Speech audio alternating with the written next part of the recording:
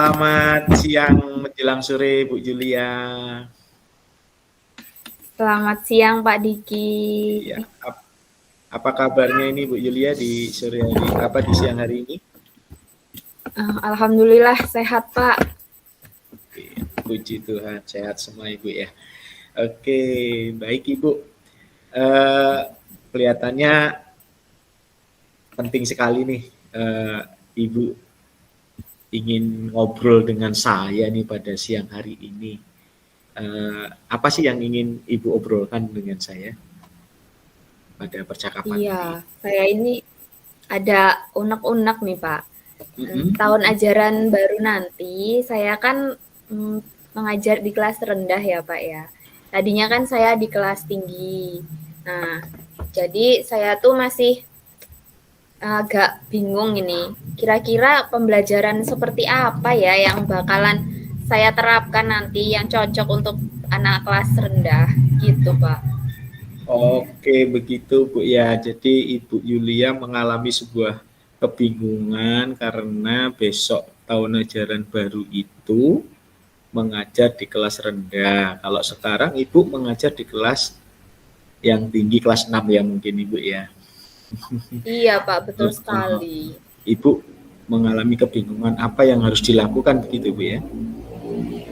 Iya Pak, bingung nih. Kelas tinggi itu kan Oke, udah bisa apa-apa sendiri lah ya Pak ya. Kalau kelas rendah itu kok sepertinya masih perlu tuntunan yang super duper gitu. maksud perlu tuntunan super duper yang bagaimana Ibu itu ya?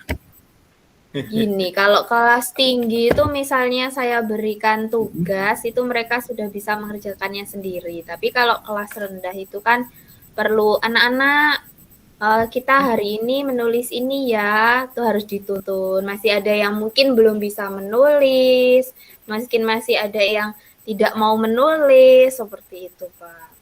Oh, begitu. Jadi kedua perbedaan itu yang membuat Bu Yulia jadi bingung itu mau ngapain besok gitu di kelas apa rendah itu ya Ibu ya. Kalau kelas 6 Iya, Pak. oke, kelas 6 sudah seperti itu, sudah bisa diajak belajar sendiri gitu ya. Kalau kelas kelas rendah itu bisa apa perlu tuntunan begitu Bu ya. Oke. Iya. Sejauh ini untuk yang sudah diberikan kepada Bu Yulia untuk kelas tinggi itu yang bagaimana? Untuk kelas tinggi ya, Pak ya? Iya, kalau kelas tinggi itu kan pembelajarannya sudah sesuai sama minatnya anak-anak ya, Pak. Sudah bisa dikatakan berdiferensiasi seperti itu. Jadi kalau misalnya anak yang audiovisual itu bisa lihat video, kemudian anak-anak yang kinestetik itu bisa memperagakan sesuatu atau melakukan sesuatu, kayak gitu, Pak. Baik, itu ya yang sudah pernah diberikan di kelas tingkat tinggi. Iya. Oke. Terus mereka juga biasanya anak-anak kelas 6 itu mereka itu belajar sambil bermain juga Pak. Jadi di sela-sela pembelajaran itu ada permainan-permainan yang secara nggak langsung mereka itu bermainnya sambil belajar. Bermain sambil belajar ya kalau di kelas 6.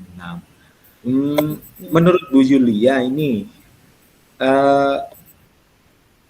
pernah nggak Bu Yulia itu melihat pembelajaran di kelas rendah gitu ya atau bagaimana? Iya, kan kalau kelas 6 itu kebetulan kelasnya bersebelahan ya Pak, jejeran sama kelas 1 kebetulan. Nah, iya, jadi kalau misalnya saya lagi belajar di luar, itu secara nggak langsung saya tuh pernah lirik-lirik, oh jadi anak kelas 1 tuh belajarnya kayak gitu ya sama gurunya gitu. Jadi meskipun saya belum pernah masuk secara langsung, tapi dari luar itu bisa sambil lihat-lihat, oh ternyata anak kelas 1 tuh kayak gini belajarnya gitu Pak. Dengan melihat di kelas sebelah tadi, pengalaman-pengalaman kelas sebelah, kira-kira yang bisa Ibu Yulia lakukan apa itu? Pengalaman-pengalaman kelas sebelumnya ya Pak ya, yang akan saya lakukan gitu. Kalau saya sih pengennya ya Pak, jadi nanti kalau saya pas ngajar di kelas rendah, saya itu inginnya mengajak mereka belajar sambil bermain. Jadi bisa saya pakai kartu-kartu gambar yang di situ secara nggak langsung nanti anak melihat gambar, kemudian ada pembelajarannya, seperti itu Pak. Oh, sungguh luar biasa itu Ibu. Bisa dilakukan gitu ya dengan itu strategi belajar ya, itu namanya ya Ibu ya, strategi belajar yang harus dilakukan. Mungkin ada yang lain dari yang Ibu utarakan tadi, ada yang lain?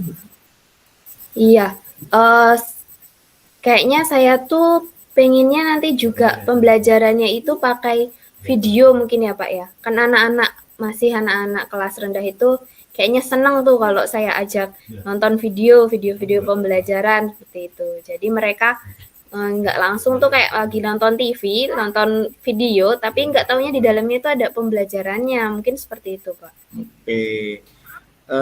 Oke, Ibu. Sangat bagus sekali itu ya untuk rencana yang ide gagasannya itu Bu ya, ide gagasan yang Ibu berikan tadi itu bagus kok Bu ya. Oke, dari itu Ibu ya, dari yang Ibu harapkan dengan memberikan dua metode itu apa sih yang dia harapan Ibu? Atau peluang apa gitu yang? Harapannya setelah saya nanti menerapkan pembelajaran yang saya rencanakan itu ya Pak, jadi anak-anak itu lebih senang, lebih tertarik dengan pembelajaran saya. Kemudian ilmu-ilmu yang saya sampaikan itu bisa diserap langsung oleh mereka. Jadi mereka merasa happy di kelas, kemudian mereka bisa belajar sambil bermain itu tidak merasa seperti sekolah itu yang membosankan, tapi mereka nanti beranggapan, wah ternyata sekolah itu menyenangkan, seperti itu. Oke, luar biasa Ibu ya untuk strateginya. Kira-kira siapa yang mau diajak kerjasama ini Bu ya dalam untuk membantu Ibu untuk merencanakan strategi tersebut? Iya, mungkin saya akan mengajak guru kelas 2 dan guru kelas 3 ya Pak, yang levelnya sama-sama di kelas rendah.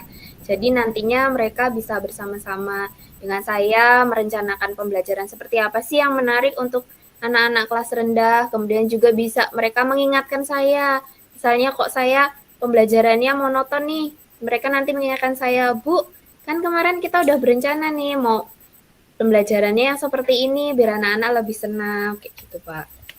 Mungkin itu guru-guru kelas rendah. Dari guru-guru kelas rendah ya yang akan diajak kerjasama itu Bu ya. Oke, iya. Kira-kira kapan Ibu mau merencanakan? Biasanya kan perencanaan pembelajaran itu di pas liburan ya Pak ya, liburan semester. Mungkin saya akan memulainya nanti pas liburan semester ini, semester genap ini. Jadi nanti pas begitu masuk ke pembelajaran semester ganjil, rencana-rencana saya itu sudah tertata rapih, tinggal pelaksanaannya, mungkin itu. Tinggal pelaksanaannya ya Bu ya. Berarti yang paling dekat ini yang Ibu lakukan apa ini? Yang paling dekat gitu? Yang paling dekat ini saya ngobrol dulu paling ya Pak ya, ngobrol sama guru-guru kelas rendah. Iya, saya ajak dulu mereka untuk membuat perangkat pembelajaran yang menarik untuk kelas rendah gitu Pak. Oh begitu, luar biasa Bu Yulia. Jadi mengajak ngobrol terlebih dahulu ya, iya. Kelas rendah gitu ya. Kira-kira kapan itu Bu Yulia? Dalam waktu dekat ini sih Pak, sebelum bagi rapot mungkin ya. Jadi sebelum nanti begitu selesai bagi rapot, jadi kita sama-sama ayo bikin perangkat pembelajaran nih yang menarik seperti apa gitu. Oke, gitu Ibu Yulia, sungguh luar biasa ini rencananya dengan guru kelas bawah ya, harus mengidentifikasi dulu dengan guru kelas bawah begitu ya Ibu ya. Baik, iya, Ibu, ternyata obrolan kita sudah cukup lama ini Ibu ya. Apa sih yang sudah Ibu dapatkan nih dari percakapan kita nih Bu?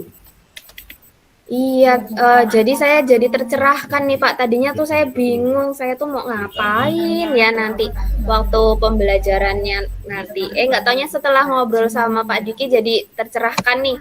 Jadi nanti saya akan begini, saya akan membuat perangkat pembelajaran, saya ngobrol dulu dengan teman-teman guru kelas bawah. Gitu, Pak. Iya. Oke, semoga bisa bermanfaat ini Ibu ya. Saya sudah nggak sabar nih nunggu Ibu kontak saya lagi bagaimana rencananya yang pertama itu mau hasil ngobrolnya dengan guru-guru di kelas bawah gitu ya untuk mempersiapkan strategi pembelajaran gitu Bu ya. Iya benar Pak. Ya nanti juga saya pasti kalau sudah progresnya sudah ada, saya akan kontak Pak Diki, saya mau bercerita lagi tentang apa yang sudah saya lakukan gitu. Iya, terima kasih Bu Julia. Kira-kira ada lagi Bu Julia? Mungkin cukup sih Pak, karena sudah tercerahkan sekali nih obrolan kita. Iya, terima kasih Bu Julia sudah mau ngobrol dengan saya. Semoga apa yang Ibu Julia dapatkan dari percakapan ini dapat bermakna bagi Bu Julia dan tentunya dapat terlaksana untuk Bu Julia dan pekerjaan Bu Julia. Terima kasih. Ya, sama-sama Pak Diki. Terima kasih sudah menjadi pendengar yang baik bagi saya. Iya, Bu, sama-sama.